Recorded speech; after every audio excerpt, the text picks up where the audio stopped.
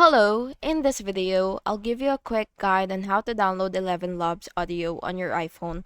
And by the way, I am using a laptop, but the same procedure for this is just the same if you're gonna do it on your iPhone. So first, you will have to open your Safari and log into ElevenLabs.io.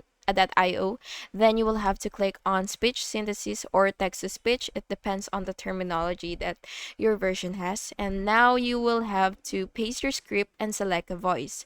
Tap generate, which is right here to generate your audio. DDF, DSF, DSF, DSF, FDF, SDO. And once the audio preview appears, you will have to look to the right side and tap the download icon, and then you will just click on it.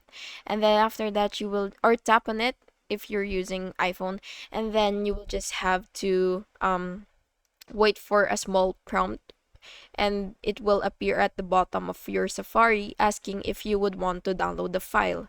Then you will have to tap download. In order to access it, you will have to open the Files app, go to the Downloads folder, and your MP3 file will be there. If the download prompt doesn't appear, tap and hold the audio and choose Download Link File. And that's basically it. Please make sure to like and subscribe if you found this video helpful. Thank you so much for watching. Have a good day.